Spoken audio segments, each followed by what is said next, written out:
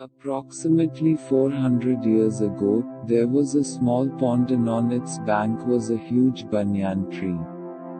A shepherd boy from Velankanni used to carry milk every day to a rich man in Nagapattinam, which is 10 kilometers away. On an unusually hot summer day, the boy, after quenching his thirst with the water from the pond, rested for a while in the shade of the banyan tree which stood beside the pond. Soon the boy fell into a deep slumber. Suddenly he was startled by the vision of a lady of celestial beauty, holding a lovely child in her arms. The boy could not take his eyes off the lady of unmatched beauty, so spellbound was he by this heavenly vision. The lady greeted him with a motherly smile and condescended to ask him for some milk for her child. "Give some milk for my son."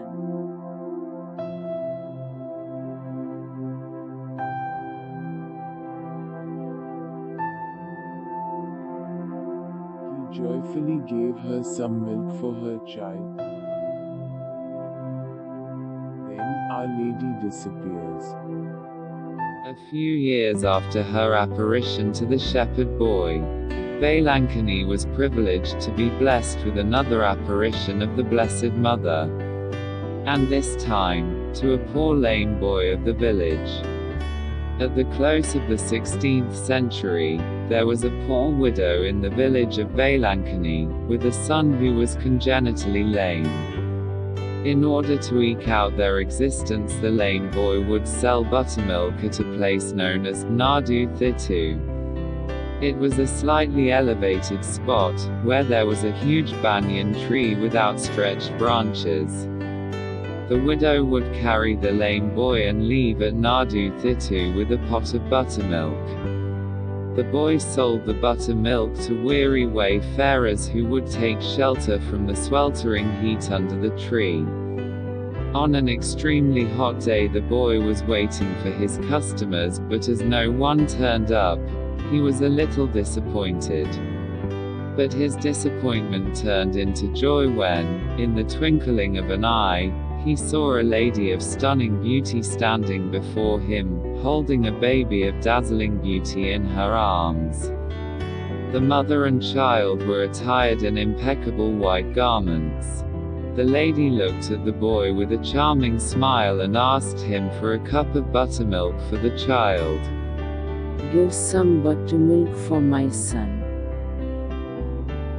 Without a moment's hesitation, the lad gave her a cup of buttermilk, as he considered it a great honor and privilege to render a little hospitality to his seemingly ethereal visitors. With a sense of deep satisfaction, the boy saw the lady feeding her child with the buttermilk he had offered her. The lady then cast a benevolent look at the lame boy and turned towards her divine child in her arms as if entreating him to heal the crippled lad.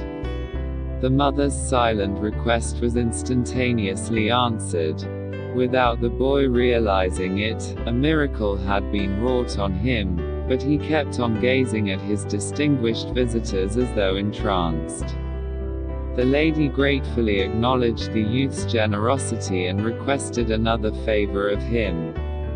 The lad was to go to Nagapattinam, and apprise a certain rich Catholic gentleman of the lady's appearance to him, and to inform him of her desire to have a chapel built at Velankanni in her honor. While he was eager to carry out the mission entrusted to him, his physical impairment rendered him incapable of carrying out the mission. The boy told the lady so. But the lady bade him get up and walk as he was no longer a cripple. Immediately, the lad leaped to his feet. His joy knew no bounds when he realized he could walk. He ran as fast as his leg could carry him, all the 10 kilometers to Nagapattinam. On the way he would pause a while to make sure that the miracle that had taken place in him was not a figment of his mind but a reality. On reaching Nagapattinam, the boy narrated to the gentleman of the apparition. He informed the gentleman that she had sent him as her emissary to ask him to build a chapel in her honor in Velankanni. The gentleman had little doubt in believing the lad, as he himself had a similar vision of Our Lady in his sleep the previous night, bidding him build a chapel in her honor. With the willing cooperation of the people of that locality, whose enthusiasm had been kindled by the miraculous healing of the widow's crippled son, the Catholic gentleman of Nagapattinam soon put up a small thatched chapel at Velankanni. An altar was erected in the chapel, and a beautiful statue of Our Lady of Velankanni holding the infant Jesus in her arms was placed on the altar. That marked the humble beginning of the shrine of Our Lady of Velankanni. The 16th century in particular was known for the artimagests made by European merchants to establish trading centers in India. The Portuguese were devout Catholics, with a special devotion to our Blessed Mother Mary, the Star of the Sea. In the 17th century, a Portuguese merchant vessel was sailing to Colombo.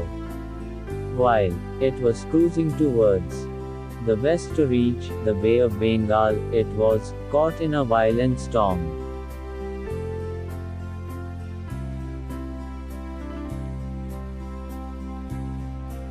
The gale grew furious, and the waves rose high and lashed violently at the ship, and the fate of the vessel, with everyone on board, was all but sealed.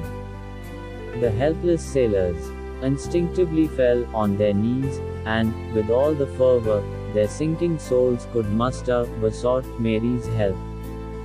They vowed to build a church in her honor, wherever she helped them land safely. Their earnest petition was instantly heard, for all on a sudden there was a miraculous lull in the winds, the waves subsided, and the sea became calm. Soon the battered ship was pushed to safety to the shores of Velankanni. On landing, the first thing the sailors did was to fall on their knees and thank God and the Blessed Virgin Mary for having saved their lives. They set about immediately to remodel the thatched chapel.